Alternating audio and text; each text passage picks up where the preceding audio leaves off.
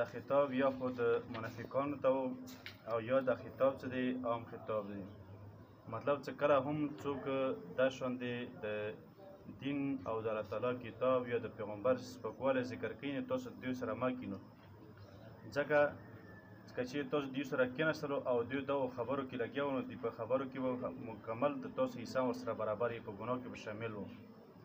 او کله چې دا نور خبرې شروع کړي مطلب به چې دغه بحث مباحثه پرېږدوي، دین سپکوالی پرېږدي نو بیا ورسره کېږه، که کینې بیا خیر دی.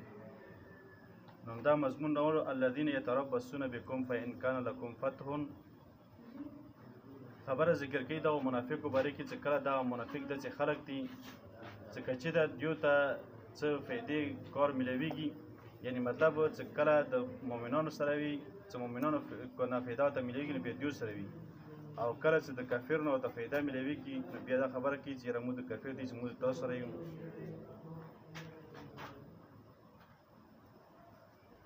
وقد نزل عليكم في الكتاب أن إذا سمعتم آيات الله يكفر بها. بل دې کې دا چې کله هم څوک هم د دین استهزا کوي په دین کې هغه ټول نه معمولي قدرې خصوصا سنت واخله چې سنت تر ټولو نه لاندې انتها درجه یې معمولي قدرې سنت وي، ادنا سنت وي، نو هغه پر چې کله هم چا استهزا وکړه نو دغه سړی په صحیح طریقې سره کافر شو او کفر ته ووتل. دې باره کې ما بیا تپوس کړی او طارق مفتي صاحب نه کوم بړی والا دی، لکه هغه کې هغه په شرح العقاید کې خبره ذکر کا او بیا موردین ویل دې باره کې دا صرف کفر ته وځي که سړی کافر کېږي ورسره، نو هغه ویل چې دا شک فیه په دې خبره کې چې شک هم شو بالکل خالص کافر دی. نو مطلب چې سنت پر چا معمولي و سنت و چې چا ور به ټوکې وکړي دغه سړی کافر دی، هېڅ شک هم نشته دی. او زیات نن سبا عام طور موږ تاسو دغه شکوې او ګیلې کوم چې د موږ دعا نه قبلېږي او همدارنګې رزق تنګي یا رباندې د نور زندگی تنګ خو دې مقصد او مطلب دا دی چې عام طور باندې د سنتو بېعزتي او سپکوالی سبا ډېر دی. لکه هغه نه زه ته یو وخت یم مطلب ګیره چې د سنتو نه اوچته تقریبا واجب و فرض درجې ته رسېدلي دي، ځکه سنت خدای چې نبي سلام کله کړي او کله پرېږدولي زندګي کې، او د ګیره خو داسې یو د انبیاو داسې چا نه دی کوي لکه نن سبا موږ خلک کوي. نو مطلب دا چې دا ګیره څه دی دا بالکل واجبو درجې کې دی. نو ځکه دې نه منع کوي چې قد نزل علیک فی الکتاب اذا سمعتم آیات الله یکفر بها. یکفر بها مطلب همدا چې کله دوی د دین سپکوي او بېعزتي کوي. او بعض علماء لیکلي چې کوم شاعر الله کې داخل دي که د دې بېعزتي چا وکړم دا سړی کافر دی ورسره. لکه شاعر الله کې چې داخل دي کوم د دین نښې لکه مطلب جماعت، مدرسه، عالم، طالب وغیره د حساب سي یا ګیره شوله. الذین یتربصون بکم ان کان لکم فتح من الله. هغه خلک چې هغوی انتظار کوي په تاسو باندې که چېرې شي تاسو دپاره فتح من الله د الله تعالی طرف نه، نو بیا دوی چې قالوا الم نکن معکم آیا موږ د تاسو سره نه وم،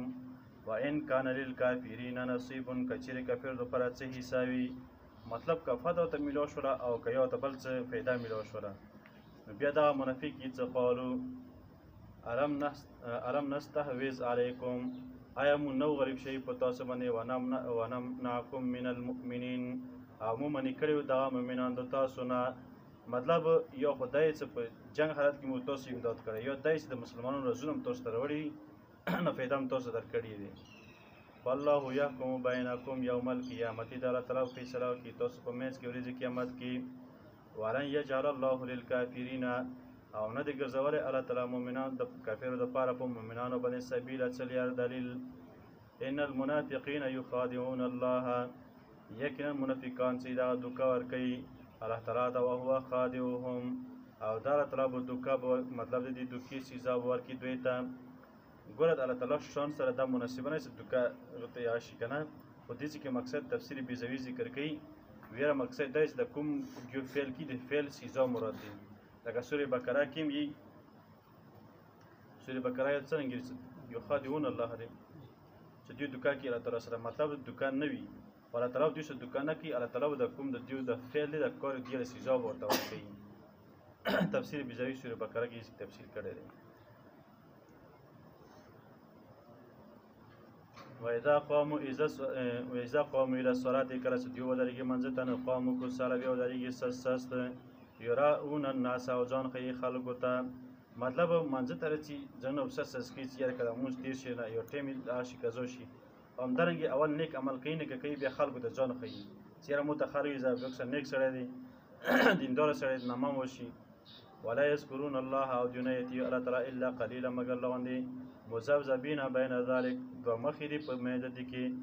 لا هؤلاء نه د دوی سره دي ولا هؤلاء نه د هغوی سره دي مطلب دوه مخې به وي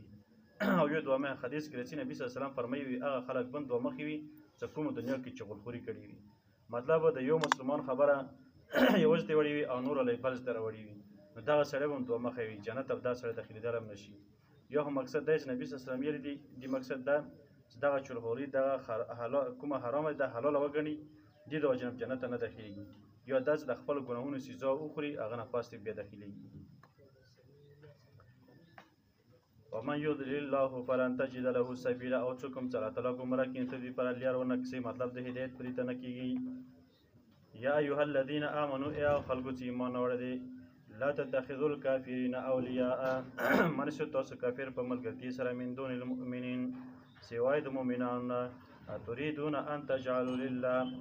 آیا تاسو غواړئ چې ان تجعلوا لله څه شي الله تعالی دپاره علیکم په تاسو باندې سلطانا مبینه دلیل واضح مطلب چې تاسو دغه دوره ناروا او الټه کارونه کوو نو خامخا بیا الله تعالی تاسو د دغه دلیل ګرځي او په دې بیا سزا درکوي ان المنافقین فی درک اسفل من النار منافقان دپاره تخفیف اخروي که زه دنیا کې دوه مخې کارونه کوو همدارنګې منافقت کوو نو آخرت کې تاسو به خلاصی بیا نشته دی ان المنافقین یقینا منافقان خلک چې فی درک اسفل من النار دا به لاندې درجې لاندې طبقې د اور کې وي ولن تجد له نصیرا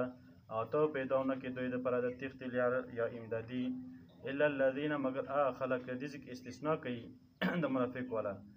مگر هغه منافقان تابو چې هغوی توبه وباسي واصلحوا او نیک عمل وکړي واعتصموا بالله او د الله تعالی په دین باندې منګولې خواهي کړي د الله تعالی احکامات ومني وخلصوا دینهم او خالص حکمونه ومني د الله تعالی دپاره نو فاولئک مع المؤمنین نو بیا دغه منافق چې نو دا بیا د مؤمنانو سره وي مطلب دا بیا منافقت نه ووتلو وسوف یؤتي الله المؤمنین اجرا عظیما او زر دې چې الله تعالی به ورکړي مؤمنانو ته لوی اجر